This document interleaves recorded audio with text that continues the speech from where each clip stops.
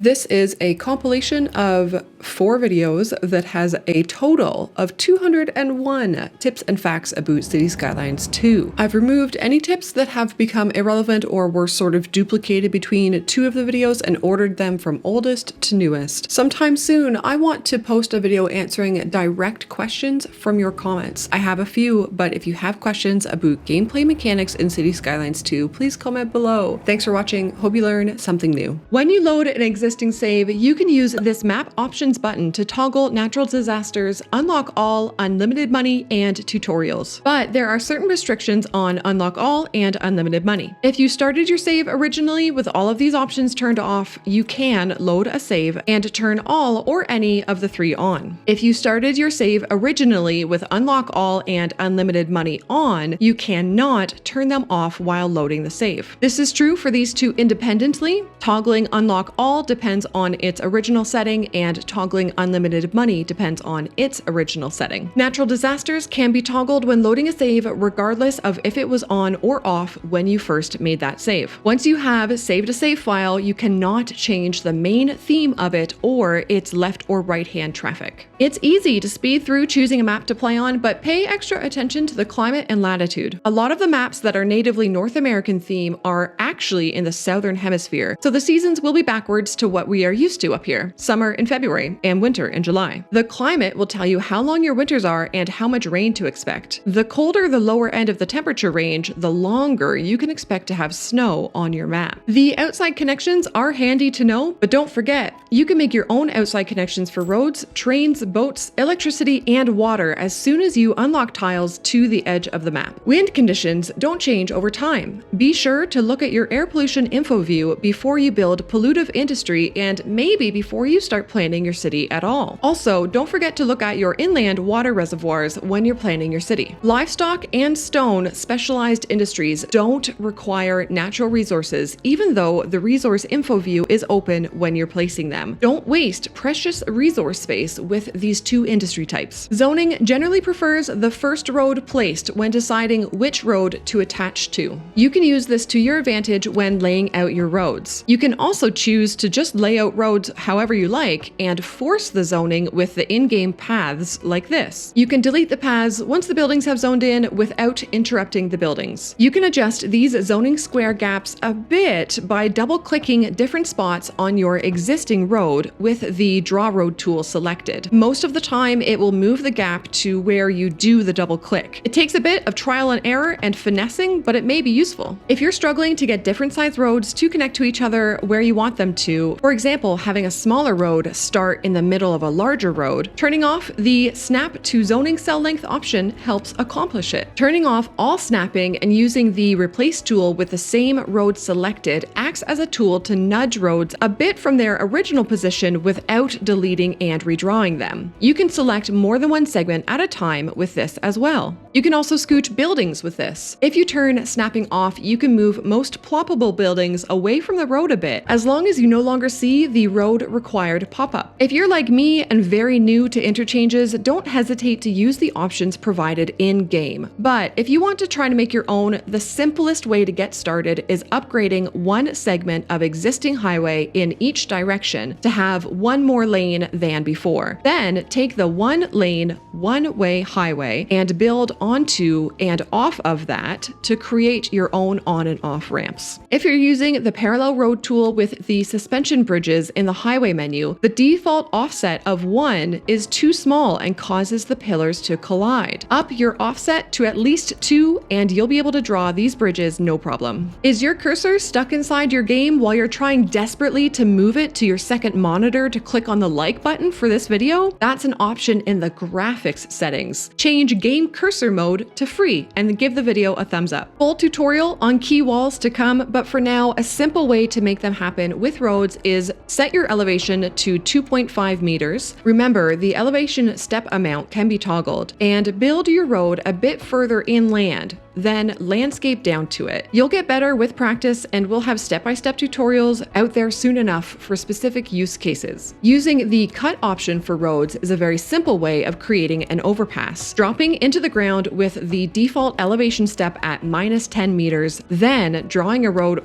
at 0 meters over it is very easy to do. There are different trees available depending on if you have the European or North American theme selected. Don't miss out on your tree of choice. When right-clicking with the Place Multiple Trees option, this snapping tool turned on means it will only remove trees of the type you have selected. Unselect this tool and set your brush strength to 100% to remove all the trees from an area as quickly as possible, though you'll likely still have to mouse back and forth a bit. You have to buy tiles to the edge of the map to be able to import or export water, while doing so with electricity is available right away because the hydro line is brought to the starting tile. While you may already know that the page up and down keys change the elevation of networks like roads and power lines, on PC, the page up and page down buttons are default for changing your views between above and below ground as well. This works when you're just viewing the city as well as when you're bulldozing something. If you have plenty of low-density residential demand, have zoned some, but it's not growing in, check the zoning info view. If the road you've zoned on is red, people don't want to live there in the density you have selected. Speaking of the zoning info view, you can toggle it off by pressing this I in the top left corner or with the default hotkey I on your keyboard. At this time, there is no permanent toggle for it though, so you will have to press I again as you switch between zoning tabs. Transit depots only have so many vehicles that are available for use across all the lines you create. If you see this pop up, it means the total number of vehicles you have requested across your lines is more than the depot holds, and you need to either add another depot or upgrade the existing one. Changing between the transit vehicle models can also cause this pop-up, as the old vehicles need to come back to the depot and the new ones need to be sent out. Don't stress when you change the models, and let the game run a bit before mathing out your vehicle numbers. To bring citizens and cargo to your city from outside connections, you have to draw a path from the transit building to the outside connection and back. This applies to trains, boats, planes, and buses. Citywide policies are tucked away in this city information menu that you get to by clicking the button beside the demand bars. District policies are easier to find in the pop-up when you click the district name. District info views are one of a combined 3 that I like to use when working out what to zone outside of residential. The population info view tells you your overall unemployment percentage, which in a perfect world, I would like to keep closer to 0%. The workplace availability info view shows you which education levels you have jobs available or not available for, which helps you choose between industry for lower education and office for higher education, for example. If you're struggling to get any high-density residential demand after unlocking the big town milestone, make sure you have at least a college or university, if not both, and set your taxes generally somewhere above 15%, but gradually lower for the higher educations. It takes time, but this will attract students to the city or encourage your existing citizens to go to school, which means they will want smaller spaces to live in, as smaller living space generally means more affordable. The production tab in the economy menu can help you choose which specialized industries to place. If you see a material that has a substantial deficit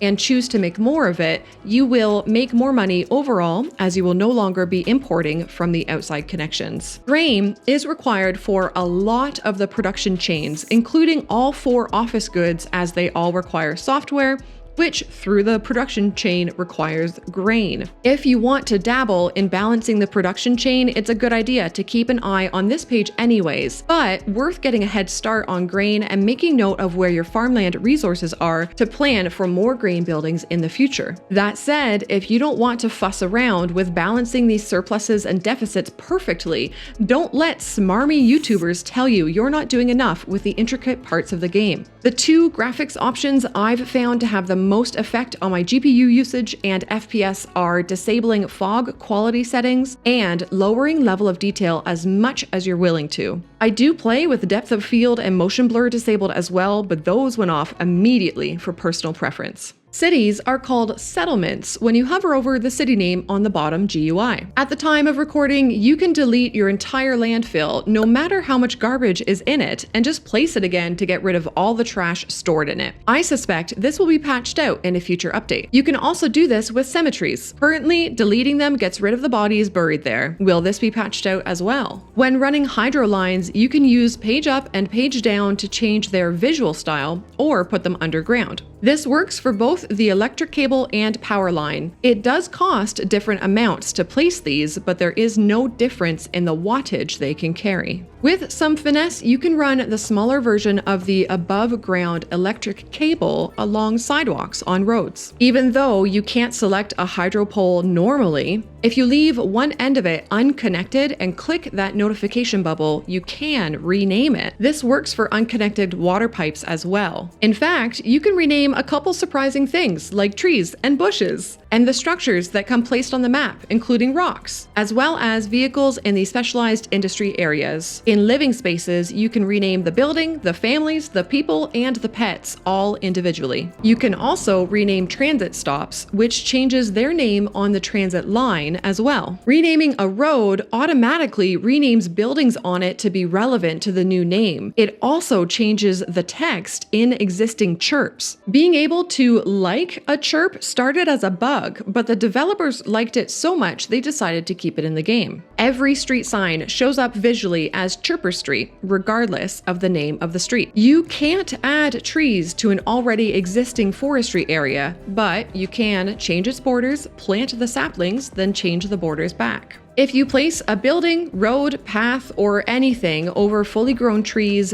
then delete it, the trees only come back as saplings. Trees that come with the buildings you place and the tree road upgrade also grow larger over time. Roads that have the divider in the middle can have upgrades placed either on the sides or in the middle where that divider is, but not both. You can combine the grass and tree road upgrades and sort of the wide sidewalk and tree upgrades.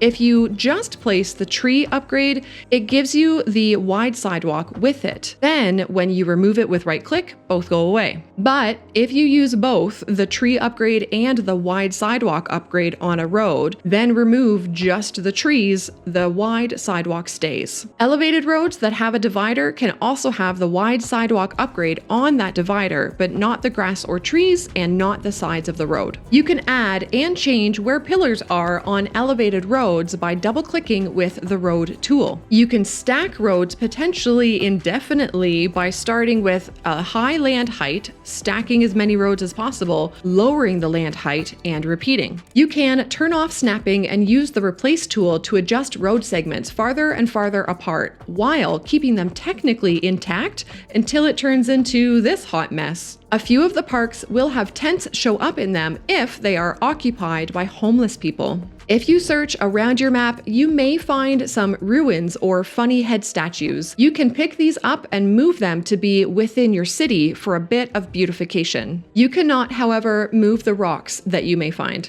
While you can do it with the regular camera, photo mode makes it easy to see inside buildings. This gets you a better view of the buildings that have props inside them, like the International Airport, overground parking building, the capacitor building, and inside greenhouses of low-density residential. Completing the treasure hunt in the first City Skylines game unlocks some content in this game through your Paradox account. This includes Colossal Order branded buses and electric buses, trams, and planes, as well as this Paradox Fountain Plaza. Landscaping is free, and you can build at the highest height as well as the lowest height possible. Oversatisfying your industry demand early and often can lead to struggle for office demand later. No one will have a reason to go to school or learn to work in an office as they will be happy with their industry job. It is marginally more optimized to have one big specialty industry area rather than two or more covering the same land. This can be seen with this info bubble as you're creating the industry area. Space for roads can also factor into this, and so it's up to you if your priority is the perfect min-max usage of your space or more the way it looks. You can put roundabouts on elevated intersections. Yes, This includes over water. At least at the time of recording, you can crank parking prices with seemingly no downside, both in the district policies and the car park themselves. It seems like at least enough citizens will drive as long as they have anywhere to park, regardless of the price. Did you turn off the visual day-night cycle immediately when you got City Skylines 2? You should at least check out the Aurora Borealis sometime. It makes a beautiful backdrop for screenshots. While you're at it, check out an eclipse on Tatooine too. What I'm showing here isn't necessarily intended behavior with having two suns, but the eclipses are a fun reason to let nighttime play out every now and then. When looking at info views, remember some have road colors showing one thing and ground color showing another. For example, the road's info view has this red to green indicator at the top of it that is related to parking availability. So you might think that's what the green on the roads is. No, that green is the road condition shown at the bottom of the info view. The way I make sure I'm not misinterpreting is by clicking these toggle boxes in the info view all to off, then going through them one at a time to process the information more slowly. Don't forget, the 400 megawatt cap you may think for exporting hydro is actually the bottleneck of the hydro line itself. Connect more of the high voltage lines to the map edge to exceed the 400 megawatt cap you may be experiencing. Remember, max capacities for power in general, maximum capacity of a hydro line or transformer station can be the reason for bottlenecking or this oddity in your power info view, making too much power but also importing. Zoom in on the power lines with the info view open, pay attention to the direction the power is going in a few spots, and see where you can spot where power doesn't reach. Then correct that by adding or moving power or transformer stations. You can, if you want to, completely ignore low-density residential demand. In fact, doing so in a way helps push medium and high-density move-in rates, as citizens that would normally move into your single-family homes will scooch into the smaller apartments instead. You can revisit the tutorial anytime up here at the top right of the screen, even if you're like me and completely skipped it the first time. Also, if you're like me, you may never have thought to turn your electricity and or water fees lower than their default 100%. This gives a bonus happiness to buildings that can be worth the trade-off in direct income in many cases. Medium and large roads have divided versions that react differently to tram tracks being added to them. The versions without dividers add the tram tracks to the outermost lanes, and trams and other vehicles share that lane. But when you add tram tracks to the divided roads, the tracks go in the center, reducing the available lanes to other vehicles by one in each direction. One-way tram tracks only affect the direction you place them in. You can also add the wide sidewalk, grass, or trees in the center of these divided roads along with the tram tracks, which works well to use them as larger avenues with only one civilian vehicle lane in each direction. Check out all the different ways you can stack transit tracks and pedestrian paths on top of roads.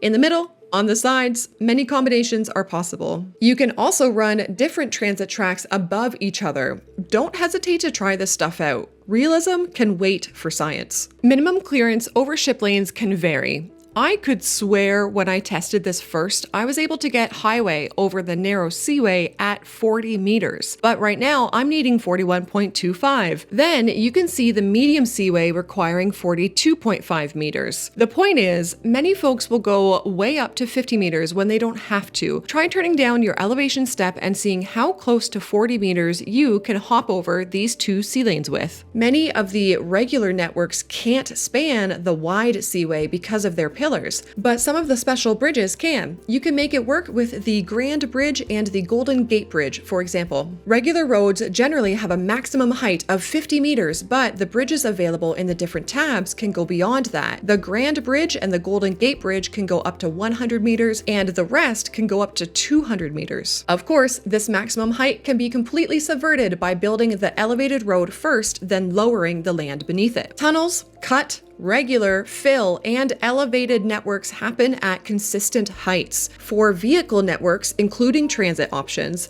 a tunnel will start at minus 12.25 meters, cut starts at minus 5 meters, regular elevation happens above -5 until +5 meters where fill starts, then finally elevated or bridge starts at +8.75 meters. Pedestrian paths are different numbers, but still predictable. Tunnels at -6.25 meters, cut at -2.5, regular from there to +2.5 meters where fill happens, and elevated or bridge at +5 meters above the ground. A wacky landscape has the potential to affect these numbers, but with a not too messy space, you can count on these for your project. It doesn't matter how far underground they are, roads, transit tracks, and pedestrian paths will have the same cost if they're underground.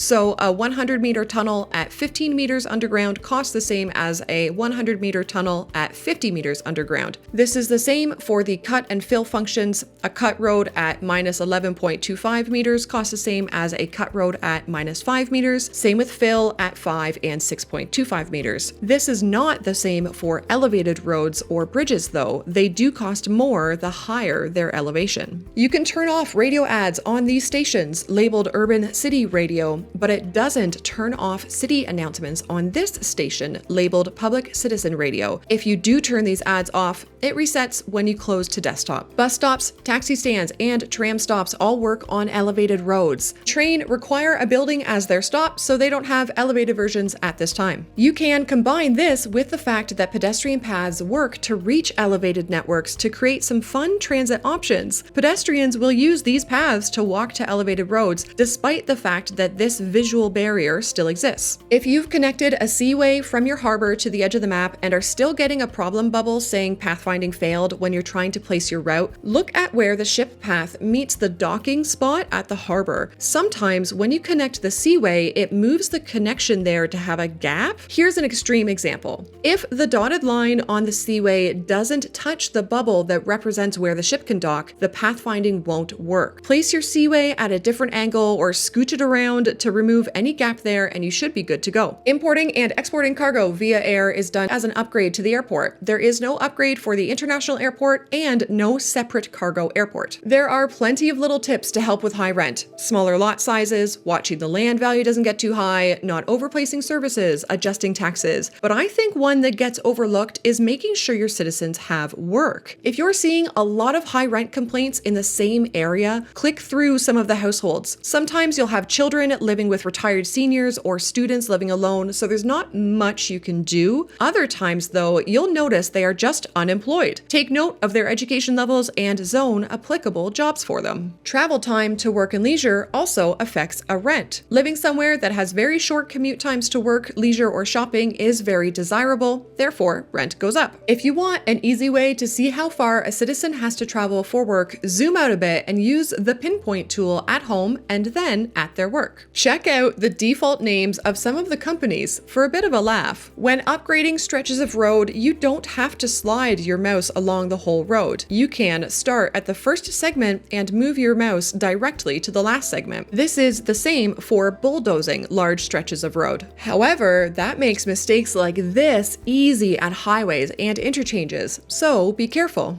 Some building upgrades can be placed more than once. Some buildings that have upgrades available may surprise you. It's worth checking them all. Don't know why you are or are not getting demand for certain zoning types? Don't forget, this button exists beside the demand bars. While we're looking at it, let me translate some of the info here into simple terms. If the words are in green with a plus sign, that factor is adding to the demand. If they're red with a minus sign, it's taking away from or preventing the demand. Unoccupied buildings can be thought of as you already have zoning for that type down, and if a citizen or business decides they want to move in, they will move into what is already zoned rather than adding to the amount on the demand meter. Happiness references that you have areas with plenty of facilities to increase a citizen's happiness. Taxes is how high or how low your taxes are. Low is more demand, high is less. Students will show on medium and high density residential confidential and references how many students you have in your city that may need a smaller place to live. Availability of jobs relates to people's ability to find a job that matches their education level if they move in. High skill or just labor availability relates to businesses' ability to hire employees that match the education required for the job if they move in. Local demand means how much your citizens want to buy products and materials.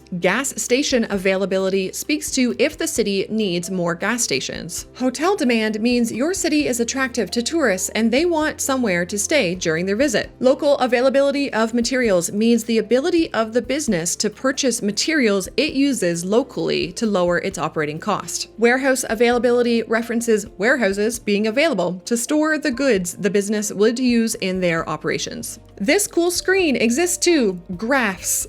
So far, I've mostly perused it for fun. You can expand these dropdowns on the left, ticking specific boxes and getting pretty in-depth insight to the life of your city. If you're like me, you'll find this screen first by pressing V on the keyboard when you meant to open your bulldozer with B. Gang, autosave is not on by default. If you want autosave, turn it on manually in the options. If you choose a high number of autosaves to keep, make sure you're maintaining your saves folder. I have 80 saves in mine right now, and it takes up just about 6 gigs of storage. I like to move older save states to an HDD for safekeeping. If you want to send a save to a friend without PDX mods, you have to grab 2 files from your saves folder. The folder is found in the file path shown on screen, and you send both the .cok and the .cok.cid.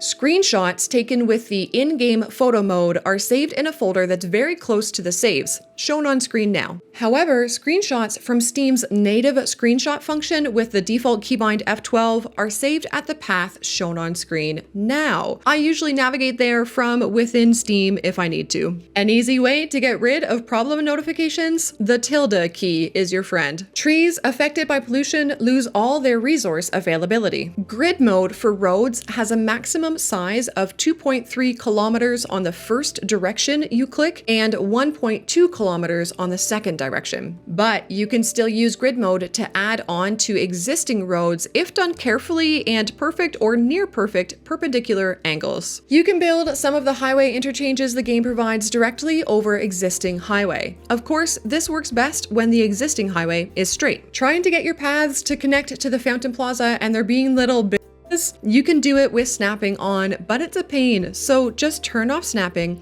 start the path away from the fountain and move towards it. You have to move beyond the first point where it tells you overlapping items. Each milestone unlocks more development and map points than the previous. You can use this knowledge to plan for future, larger projects. A roundabout adjusts how many lanes it has based on the number of lanes going into and out of it. You can make some pretty neat roundabouts happen by tinkering with single lane through to 7-lane roads. Unlike the first city skylines, planting trees doesn't remove the farmland resource. Can't tell which way the water is flowing because the arrows just look like triangles? That means it's pretty much still water. There is a direction to it if you measure the sides of the arrow, but not enough flow to be useful. Even though you can't move zoned buildings like you can plopped buildings, you can move roads. It leaves the driveway connected and usually leaves a good spot to put trees. The medium parking lot doesn't have fences, so you can place 2 of them side by side and they look like one. People will also use its side entrance as an access point if it's close enough to a road. If you are planning your road layout and don't want to interfere with natural resources, have the road menu open, then click into the natural resources info view and draw roads around the outside of the resource you want to save. You can remove them later. Vehicles offer the biggest fluctuation in income for commercial taxing. So far, I've been able to tax them at max and people still buy them, offering some easy cheese money. Natural disasters don't start happening until the Grand Village milestone unlocks, even if you have them turned on from the beginning. Use this knowledge and have a plan in place before that milestone hits, even if your plan is just to watch the pretty tornado go by and wonder if it lands in Kansas. The Disaster Relief tab provides services that help you prepare for disaster, but the only building that offers assistance after disaster has struck is the Disaster Response Unit, which is an upgrade to the fire station. If you accidentally landscape over a pond or lake, just lower the land again, and the water will be there, even after a long while. This water does not show up as groundwater deposits. It's okay not to go for high-density downtown metropolis cities every time. You can take a step back, relax, and build little farming villages if that's what you want to do. Cut roads and the slope landscaping tool go hand in hand as the cut wall follows the slope of the terrain behind it. To do a simple slope like this, use the level terrain tool first. Right-click your desired top height first, then left-click and create a flat area at the top of the slope. Then do the same at the bottom of the slope, flattening out an area at the bottom height, usually the height of the flat road leading to the cut road. Then use the slope terrain tool. Right-click once at your desired highest point in the slope with a brush size around 40, then start at the lowest point of the slope, in just a bit from where the cut road starts. Hold down left-click and drag your mouse up to the highest point. You should have something like this. Remember, signature buildings, they're free to place down and have a benefit attached to them. They also have North American and European themes for residential, commercial, and mixed use. Don't lose them. It may be worth looking at what's required to unlock signature buildings and work towards one or two if you're close to getting them available, as their bonuses can be quite useful. The row housing looks especially wonderful when zoned going up a slope like this. Keep it in mind for those tricky spots where you need to change elevation but want to fill the area in with something. Even though it's labeled visuals, toggling the day-night cycle affects solar panels. If you have the day-night cycle off, your solar panels work better more often. I'd hazard a guess that this is a bug. On a non-bug note, solar panels are also affected correctly by things like weather and how short your days are. So on a map like Tampere, you'll have very short days in winter and so less effective solar. Adding lights to highways makes them safer to travel and also carry electricity. Don't forget about policies. Some of them have very little or no downside. If you only have low and level land to work with, you can maximize wind turbine efficiency with terraforming and what's called the Venturi effect. The basic idea of the Venturi effect is that fluid, such as wind, speeds up when it is funneled into a smaller area. To create this in cities, find a flat open area and turn on the wind velocity overlay. Create a funnel opposing the wind direction so the wind will flow into it, then create a straight tunnel away from the mouth of the funnel. As the air enters the funnel and is constricted into the channel, its velocity increases due to the pressure difference at the mouth and tail of the tunnel. You can verify that your structure works by looking at the wind velocity overlay again. If the wind progressively becomes a darker orange the further it travels, you're in business. You can then place wind turbines down the length of the tunnel and enjoy maximum power output. Here you can see a comparison between wind turbines out in the open and those placed within the tunnel. Find yourself always wanting to build and having a difficult time slowing down to take in the sights? Once you've got a small established community, name one or a few of the citizens after you and your family or friends and follow them on Chirper. Then, literally, just follow one of them for 15 minutes and see what they get up to. It gives you and your city time to breathe while immersing into the game. Full bus shelters can't be placed on thin roads like the alley or gravel road, but you can place the small version of the transit stops on them. If you want your bus loading lane to be shorter, double-click with the draw tool where you want the bus stop's loading lane to start or stop. Doing it this way is a little finicky, so for more precision, you can also draw roads to the point you'd like the lane to start and end at, upgrade the roads beyond those points with grass, delete the extra roads, then remove the grass. For either method, if you make further adjustments after this, it may revert back as you're basically adjusting where the node is,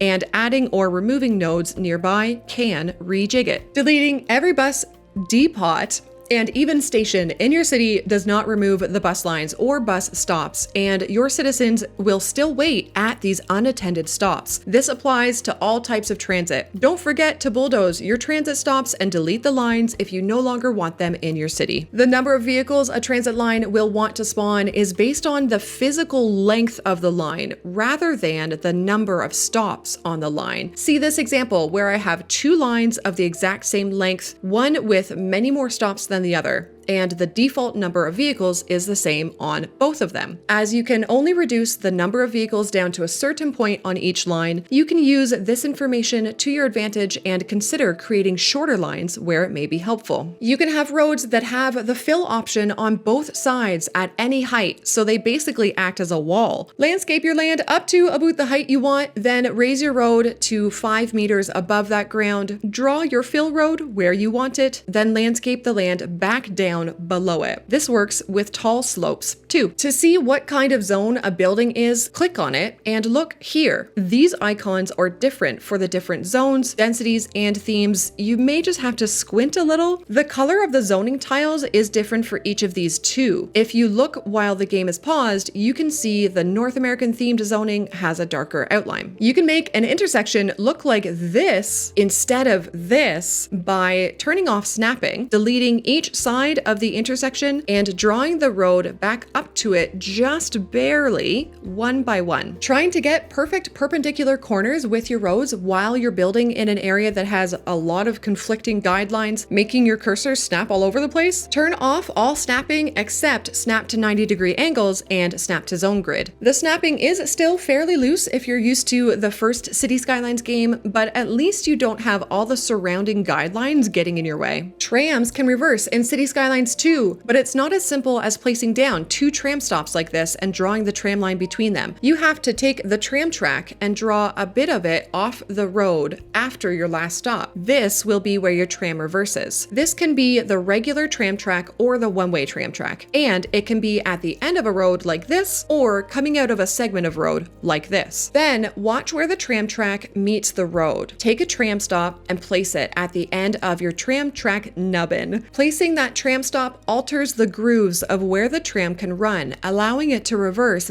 back out of that nubbin. If you used a two-way tram track, you can place one tram stop on either side of the nubbin to remove the notification bubble. You do not have to have an actual passenger stop here on your tram line. Placing the sign is enough. Now you can have a tram reverse to make a line like this possible. If you want to go back and forth between 2 stops on a road like this, you just need to do the nubbin strat on both ends. The middle lane marker on the 2-lane, two-way highway is dynamic. It adjusts to be fully solid, dashed to allow for passing, or passing only on one side, depending on if it curves or meets an interchange. It's worth saving your city in different seasons so you can reference what they look like and feel like at those times when you need to. Also, make a save when it's not raining. Upgrading roads or changing the direction of one-way streets with snapping off can easily lead to mishaps like this. Fix it with snapping off again, or prevent it from happening by remembering to keep snapping on when adjusting your one-ways or asymmetricals. You can rename your neighboring cities at their connections to the map. I think this road tool is underused. It functions to make 2 bends go well together and is great for situations like this where you have 2 roads going vaguely in the same direction that you want to connect. To use it, you have 4 clicks. First, at your start point, second, at the middle of the first bend, third, at the middle of the second bend,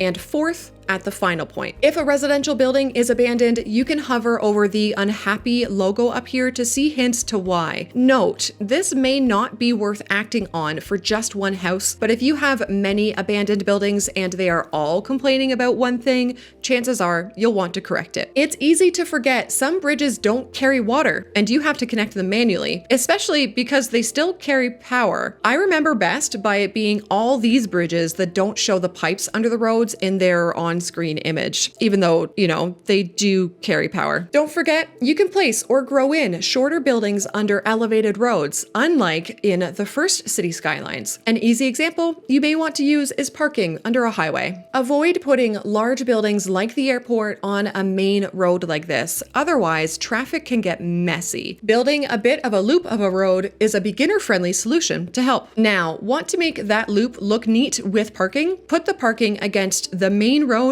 to get its measurement. Build the road behind it, then turn the parking around. You can also put an alley down and 2 underground parking lots on either side of it like this, Then build the loop, reverse the lots, delete the alley, and put trees down the middle for another easy but prettier option. Use the double click tip from my previous tips video to adjust pillars after you have landscaped around them. Cultivated bushes don't interfere with the tree radius. Remember this when you're decorating. If you're trying to have a symmetrical number of trees along a path or roadside, instead of drawing them left to right like this, start in the middle, then the outsides, then the middle of those, then the gaps of those, so on. It's easier for me, at least, to not leave a gap at one side this way. It may be for you as well. When you're placing the sewage outlet, it may give you a warning bubble of not on shoreline. This isn't a hard error that prevents you from placing it though. You can place that outlet really anywhere to create your own pooptastic shoreline. You can extend garbage landfills and specialized industries over networks that are tunnels. You can click, hold, and drag with the zoning tool, just like how you can with the bulldoze tool. You can connect your own paths to the underground subway station. It's easiest when your height is at minus 6.25 meters and the only snapping you have on is existing geometry. Start at this platform for the stairs and watch for the path to open the wall at them. Then draw a path away from it. If it hooks up to the road like this, you can just use that as the first segment, then draw another segment off of it so that it turns into a corner instead. Here, I have the paths connecting two metro stations as well as leading out to an above ground entrance over here. Seeing funky ridges like this around hills and valleys, they're underground electricity or water lines that have been placed haphazardly, and if you delete them, you can redraw the lines lower into the ground to avoid it happening. Using the smaller roundabouts where pedestrian roads meet creates a little plaza looking area, as does a regular 8-way pedestrian intersection. You may be close down to a road and see madness like this happening. A tram driving into a group of people, seemingly loading them and then disappearing. They all pop out again. This is as the tram stop was placed too close to a node where pedestrians can cross the road. As the crowd at the stop grows larger, something else you can work to manage by having more transit and stops available, they overflow onto the road, preventing the tram from driving any further, and so it disappears into the ether. Move the tram stop back away from the node and you should see the problem stop. This is good for a bit of a laugh. Delete one of your higher density residential buildings and watch the mob expand. If you do it to a signature building, there's a good chance you can catch them all while they're homeless and taking a selfie with a space that used to be their home. When you add the helicopter upgrade to the police headquarters, fire station, or hospital, you will see this outline appear around the helipad. That area has to be clear of tall buildings once the upgrade has been placed. It's the same mechanic as the space required around airports, outlined with these more cone-shaped indicators. As of July 2024, the new urban police station also has a helipad upgrade, but does not have the restricted area around it. My guess is this is a bug and will be corrected in a future patch. After 3,000 hours of muscle memory developed in the first City Skylines game, it's easy to forget. You can place wind turbines in water. This can be handy if you're playing on a more limited map and can't find that sweet spot for a turbine on land in the starting area. Speaking of muscle memory from vanilla City Skylines 1, gang, it took me a couple hundred hours to realize you can rotate trees and bushes. Right-clicking and dragging to rotate works, as does just a right click. If you've gone to place your landfill or specialized industry and accidentally clicked out of the part where you draw the fill area, there are 3 ways to get back to that drawing process. Of course, you can delete the building and place it again new, or you can click the building,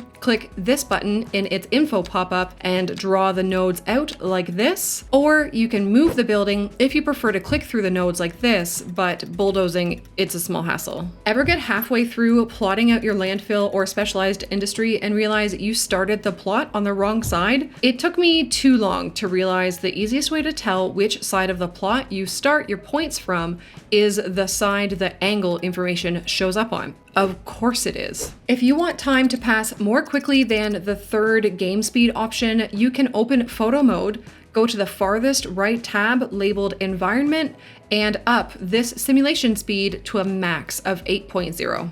After spending far too long tinkering around in photo mode getting the settings just right for a screenshot, make sure you remember to save the settings to use them again. Open cinematic mode, make sure this slider is all the way to the left at 0, and click these capture keyframe buttons for each setting that you have changed. Then use this save button to save the settings. You can load them across any saves from the same spot, you just have to move this slider once loaded to make it work. Info views persist if you open photo mode after opening the info view. Clicking on a road's name is a shortcut to this info view showing traffic information and the road condition. I find the traffic volume more useful to look at rather than traffic flow. If traffic volume is fluctuating pretty wildly, that's a sign that there's something on that road that generates plenty of traffic during specific hours, leading to a rush hour scenario, and may be worth checking the spot out during the highest parts of the graph to see if it's a problem that needs tending to. I have never seen pedestrian roads have a road condition below 100%, even with plenty of service or transit vehicles using them and no road maintenance building in the city. So you don't have to worry about your pedestrian road areas when planning coverage for road maintenance. You can control whether or not a pavement path forms a crossing on the road you're connecting it to, even without unlocking the advanced road services that you usually use to toggle crossings. The crossing forms based on if you have your mouse hovering over the road when you place the path. If you're having a difficult time getting close enough to the road without your mouse snapping over it, just turn off snapping. Snap to shoreline is a type of snapping that is only available when you have either of the water pumping stations or harbors selected. I like to turn it off to get a bit more control when placing especially my harbors. I saw a comment on my previous video where I talked about using a nubbin of tram track to enable trams to reverse that said you don't need the nubbin. I've tried everything to make this happen in vanilla and found almost all roads do require the nubbin, but there is an exception. My new tip is that if you use a road with a median, you don't require any nubbin shenanigans and can just have the tram reverse back and forth like so. Do you remember building roads perpendicular into cargo terminals in the first City Skylines? You can do that in this game too. You technically only need this middle connection to bring water and hydro to the station so that it, inverted commas, functions, but really that's just having the lines send the trains to and from the station. If you want to have trucks actually picking up and delivering goods to or from the station, you need to also connect this road on the right. Finally, you can connect this road on the left as well if it suits your fancy. The Loans tab in the economy menu disappears completely if you turn on unlimited money. Generally, the more squares you zone in a spot, the larger footprints will be of the buildings growing in, which means they can and will grow taller. You can use this to plan and execute specific skylines even in the vanilla game. Bonus points if you mix in the tallest signature buildings. While you're zoning residential and commercial, you can have both themes toggled on. Now you can easily switch between zoning European and North American styles. This same function was also added to the vegetation tab in landscaping, giving you quicker access to all tree types. You can now also choose the age of the trees you're placing. The younger trees cost less money, older trees cost more. You can have as many of these age options toggled on at once as you like. If you are placing single trees, it will randomly choose between what you have selected one at a time. If you are placing multiple trees, it will also randomly choose between the ages you have selected and place the variants within your brush area. Bulldozing sewage outlets and letting the game run does now make the poop eventually disappear. These demand bars can be tricky to suss out and make use of during gameplay. I like to think of the demand bars as showing what would grow quickly if you were to zone it, but not necessarily what's best for your city. Following the demand bars blindly can lead to overwhelming unemployment, which means no one can afford their home, so they become homeless and maybe leave the city. Or situations like this, where there are just never enough customers for your business business and yet you still have demand for commercial?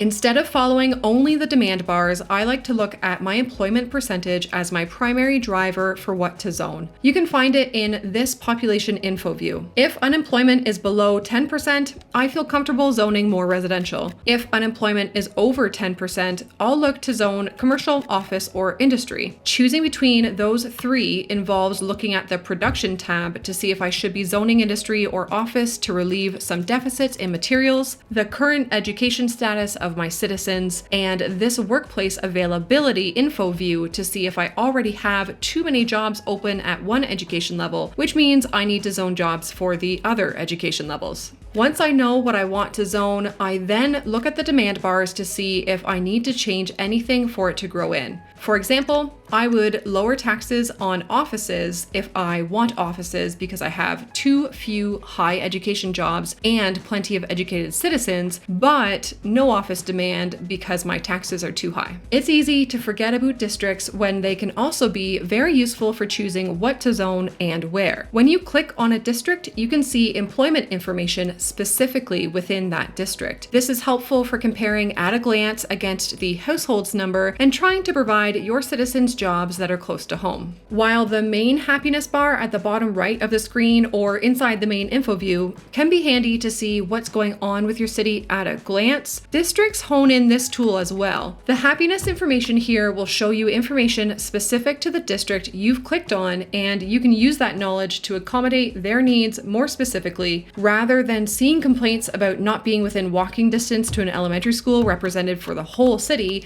and spending a cool $1 million spamming schools. The information is also quick to respond to changes in the district size, so you can faff around with district borders and check it to get a sense of how far certain problems reach. After the Economy 2.0 patch, I've tested different cities of different sizes and always seem to end up with different results in relation to if water and sewage treatment is more cost-effective to import-export or to use your own resources for. So, rather than giving a definitive answer one way or another, my tip is to encourage you to test your own city. The safest way to do so is make a backup of your save first, then make note of the amounts in the water and sewage section of your services tab. A quick screenshot into MS Paint is handy for this. Then choose either your water production or sewage treatment and reverse how you're handling it. If you're importing or exporting, place down your own service building to manage it. If you already have your own buildings, delete them and make a connection to the edge of the map to import or export them. It's important to do this just for water production or sewage treatment first, so you can see how that side of the service specifically impacts your financials. If it's a positive impact, you can choose to keep the change. If not, you can revert back to your backup save. Either way, test the other side of the water management next, and again, choose to keep the new direction or revert the save. I know this will be logical to a lot of you, but not everyone's brains operate the same way. Some of us may have only thought of this process recently or not at all, and that's all good. I have found that with the new tile upkeep costs, importing and exporting water and sewage is really only viable if I already have the tiles that reach the edge of the map. If I have to buy the tiles to do so and won't be filling them with city growth, the cost to upkeep those tiles is too much to benefit from the savings on importing or exporting water or sewage. Exporting power does seem to still be a generally viable way of earning an income, even and maybe especially in the early game. If you are starting a new city on a map that offers wind speeds for your turbines to generate the full 5 megawatts, using them is arguably better than the power plant as they have no wage cost to run, and exporting any excess power will help early finances. If you want to be extremely min-maxy in your early game to almost guarantee a stable income by the second milestone, here's a plan to try. Play very conservatively through until the second milestone, Small Village,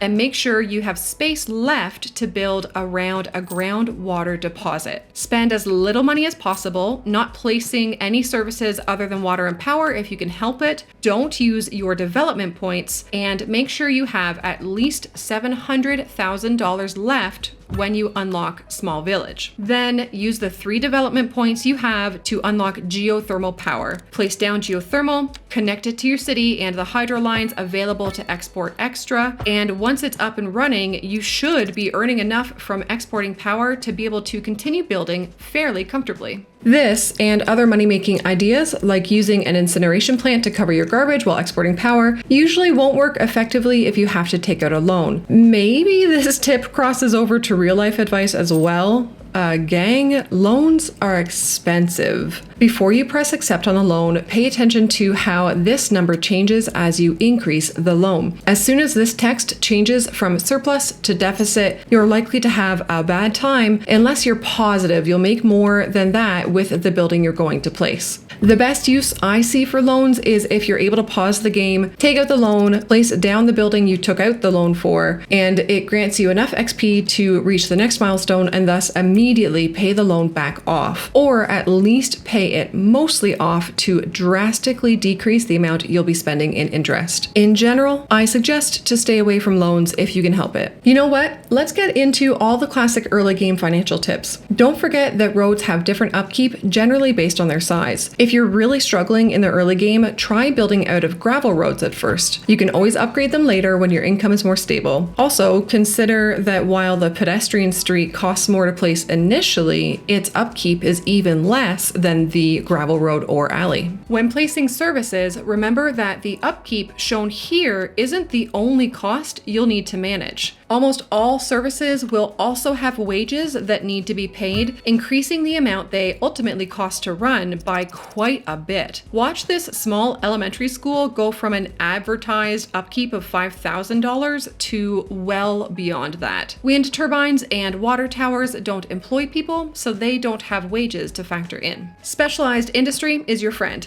Making use of the resources available in your city will employ people, reduce or completely turn around import costs of materials, and they don't cost money to place down. They can also provide a bit of inspiration to build around them if you need a nudge for which direction to develop your city in. Don't forget that you now have access to 4 specialized industries before reaching any milestones: livestock, grain, forestry, and stone. You could have these set up even before you unpause for the first time. Livestock and stone still do not require any ground resources. Vegetable farming and coal mining unlock at the first milestone for more cost offset, then textile at the second milestone or at the third, and finally oil at the 4th milestone Grand Village. Pay attention to tile upkeep costs when you start unlocking milestones and avoid the temptation to unlock too many tiles too soon, as their upkeep will quickly get out of control. Unlock them only as you need them and try to fill up the tiles that you have first. Otherwise, you can use this new Unlock Map Tiles option when starting a new game or even loading up a current save. This removes the pressure of the new higher tile upkeep costs, but doesn't completely remove money as a factor from the game. While visually it looks like you're able to turn this option off on a save that you've used it on, it doesn't actually work. The tiles will still be unlocked and you'll still have 0 upkeep cost in your economy panel. Back to early game money saving strategies. You can wait a possibly surprising amount of time before you place services that have unlocked. A safe strategy for choosing when to place a service is only put the building down once you see 1 or 2 problem bubbles pop up that relate to it, and even then reduce the budget as much as possible as soon as you've placed it. You can always up the budget in small increments as you gain more income. You can push the waiting pretty far beyond that as well if you're not bothered by the problem bubbles. As of recording, I haven't been able to get the citizens to straight up move out in masses due to lack of services, but I'm sure there's a balance to be struck between citizen happiness, services, and income that you'll find with practice. If you aren't min-maxing your development points for something like geothermal power, it may be a good idea to unlock crematoriums early. While the crematorium may cost more to place initially, it has a lower upkeep cost and a smaller footprint, meaning more space to zone for tax income.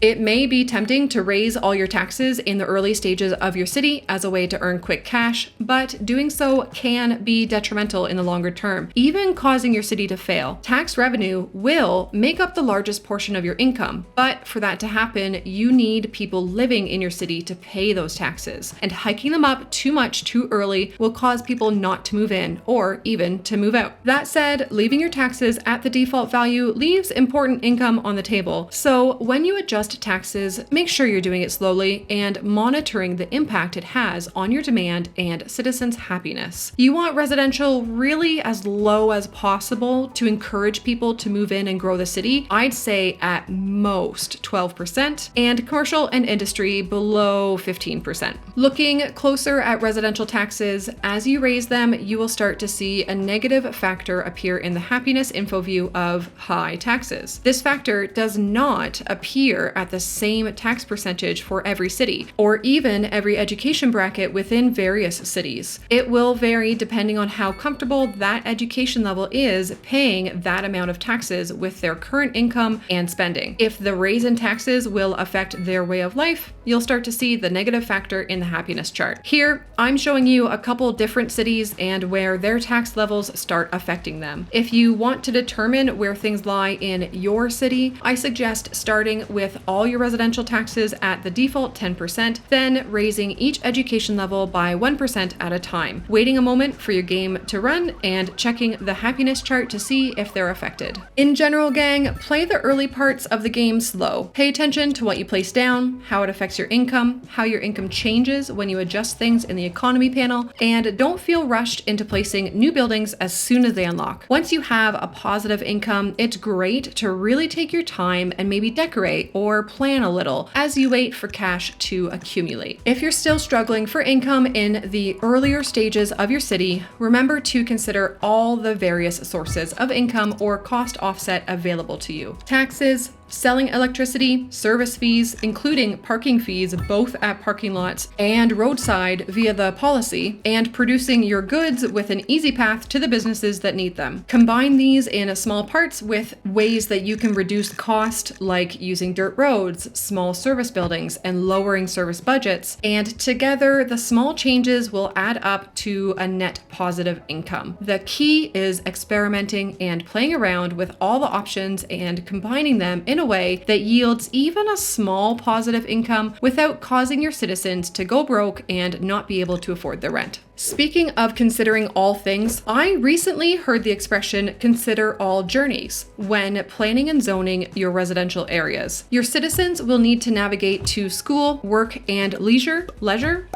So think about where each of those things are or will be and how the citizens can get to them. The best option is if they are within walking distance and they have a path to walk. If not, can you make public transit easily accessible and preferably affordable? Or finally, can you ensure the drive doesn't intersect with intercity traffic or is generally favorable route with plenty of available parking? If you can consider and address these things before the area gets too busy, you can save future you from a headache. I suggest to make manual backups before you dive into a big renovation of the city or before you start a big project that may drain your finances in a way that's unrecoverable. Better yet, name those save files relevant to the reason you're making the backup and with the camera pointed at the applicable location in your city to save future you from a headache trying to remember what all these blasted backups are for. Some surfaces that we can now place from the landscaping menu have a noticeable pattern. That pattern is always oriented the same based on the first line that you draw of the surface. See how the arrow pattern on this tile's surface 02 always lines up vertically from the first line I'm drawing, regardless of how wonky the shape ends up being? If services and or money suddenly feels out of balance when you're a decent way into building your city, don't forget that you can now turn off or even delete many sub-buildings menus to adjust on the fly. You can do this by bulldozing or clicking on the sub-building itself, or clicking on the main building and finding the sub-building info at the bottom of its pop-up. Roads placed underground still emit noise pollution and can be problem enough to cause complaints. I've found that if you must put underground roads where they could cause a noise problem, pushing the roads to the lowest height possible helps reduce the noise substantially. Valentine's Day, it will show as an event logged in your event journal. There, you can see that apparently Valentine's Day can have an impact on your citizens' happiness as well as your tax income during the event. I've seen both positive and negative changes in each, usually positive happening once the city has grown to a reasonable size and is well established. If you want to see how Valentine's Day would affect your city but don't want to wait around until February, you can trigger it as an event in the Developer tab menu. It's found under Simulation, then Start Event drop down, alongside other fun things to trigger like tornadoes and car accidents.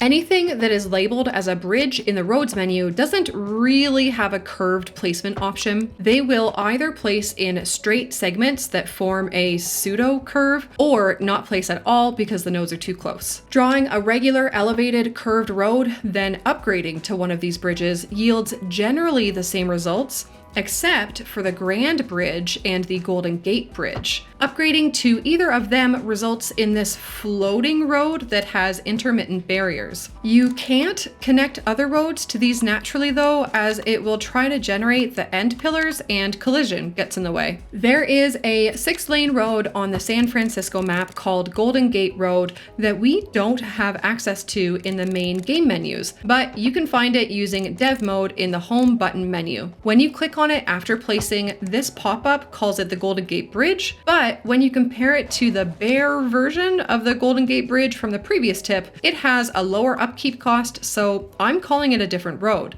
Its upkeep is also less than the main 6-lane road. Both Steam and Discord will show information about the city you're currently building in as you have City Skylines II open. There are privacy settings for each to disable this, but if enabled, your Steam friends will be able to see your city name, current population, available money, overall happiness, overall health, and which milestone you've achieved. Discord also shows the current weather and how long you've been playing this session.